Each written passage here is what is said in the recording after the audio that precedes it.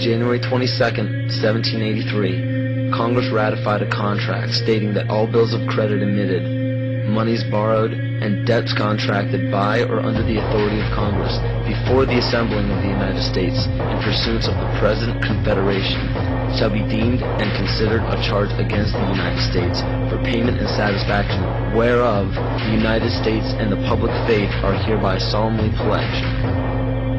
The party that the U.S. owed these loans to? King George. I hope this paints a picture for you of how Great Britain funded both sides of the Revolution. To this day, Great Britain collects taxes from the United States via the IRS. The IRS isn't even an agency of the United States government. If you don't believe me, look up IRS Publication 6209. It is an agency of the IMF, which is governed by the United Nations. Sekarang didikte oleh IMF, oleh Bank Dunia. Negeri yang begini kaya diubah menjadi negara pengemis sekarang, Indonesia. The FCC, CIA, FBI, and NASA were never part of the United States government. The U.S. government only holds shares of the stock in various agencies. Social Security numbers are also issued by the UN through the IMF. So how is it happening? You must understand that the elite group controlling our government, our educational system, agriculture, and media are also in control of our free enterprise. Free enterprise is our economic system or our means of production, privately owned and operated for personal benefit. Free enterprise cannot legally be taxed unless it volunteers itself.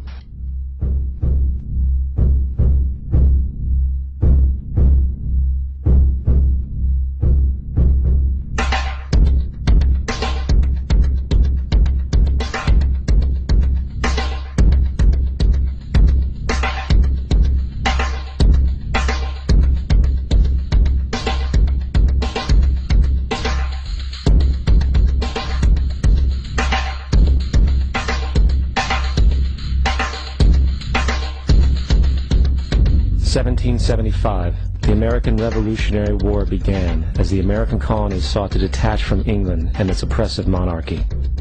Though many reasons are cited for the revolution, one in particular sticks out as the prime cause: that King George III of England outlawed the interest-free, independent currency the colonies were producing and using for themselves, in turn forcing them to borrow money from the Central Bank of England at interest, immediately putting the colonies into debt. And, as Benjamin Franklin later wrote, the refusal of King George III to allow the colonies to operate an honest money system which freed the ordinary man from the clutches of the money manipulators was probably the prime cause of the revolution. In 1783, America won its independence from England. However, its battle against the central bank concept and the corrupt, greed-filled men associated with it had just begun. So what is a central bank? The central bank is an institution that produces the currency of an entire nation. Based on historical precedent, two specific powers are inherent in central banking practice: the control of interest rates and the control of the money supply, or inflation. The central bank does not simply supply a government's economy with money, it loans it to them at interest. Then, through the use of increasing and decreasing the supply of money, the central bank regulates the value of the currency being issued. It is critical to understand that the entire structure of this system can only produce one thing in the long run: debt. It doesn't take a lot of ingenuity to figure this scam out. For every single dollar produced by the central bank is loaned at interest. That means every single dollar produced is actually the dollar plus a certain percent of debt based on that dollar. And since the central bank has the monopoly over the production of the currency for the entire country, and they loan each dollar out with immediate debt attached to it, where does the money to pay for the debt come from? It can only come from the central bank again, which means the central bank has to perpetually increase its money supply to temporarily cover the outstanding debt created, which in turn, since that new money is loaned out at interest as well, creates even more debt. The end result of this system without fail is slavery, for it is impossible for the government and thus the public to ever come out of the self-generating debt. The founding fathers of this country were well aware of this.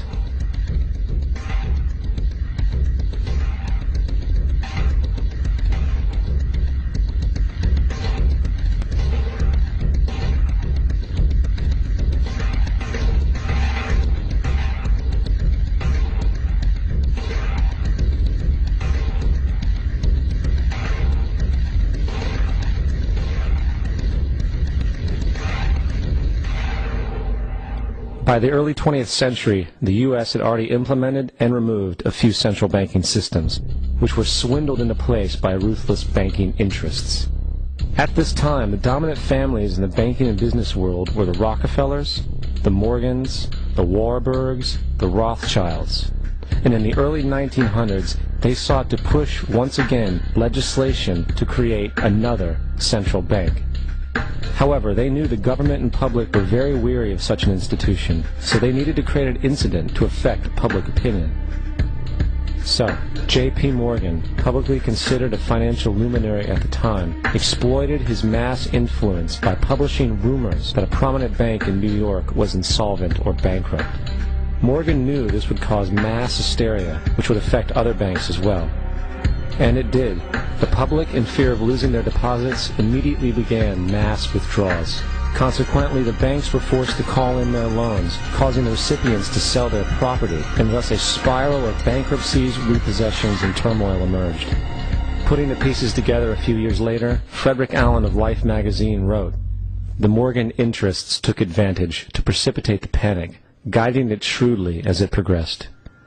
Unaware of the fraud, the Panic of 1907 led to a congressional investigation headed by Senator Nelson Aldrich, who had intimate ties to the banking cartels and later became part of the Rockefeller family through marriage. The commission, led by Aldrich, recommended a central bank should be implemented so a panic like 1907 could never happen again. This was the spark the international bankers needed to initiate their plan. In 1910, a secret meeting was held at a J.P. Morgan estate on Jekyll Island off the coast of Georgia. It was there that the central banking bill called the Federal Reserve Act was written. This legislation was written by bankers, not lawmakers.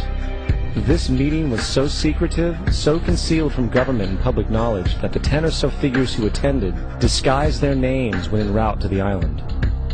After this bill was constructed, it was then handed over to their political frontman, Senator Nelson Aldrich, to push through Congress. And in 1913, with heavy political sponsorship by the bankers, Woodrow Wilson became president, having already agreed to sign the Federal Reserve Act in exchange for campaign support. And 2 days before Christmas, when most of Congress was at home with their families, the Federal Reserve Act was voted in, and Wilson in turn made it law. Later, Woodrow Wilson wrote, in regret,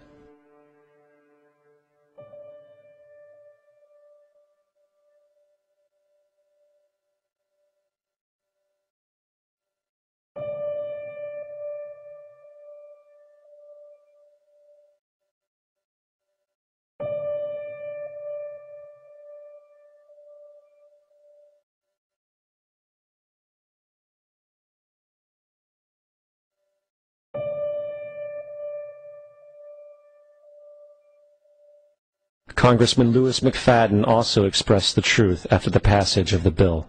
A world banking system was being set up here, a superstate controlled by international bankers, acting together to enslave the world for their own pleasure. The Fed has usurped the government. Now, the public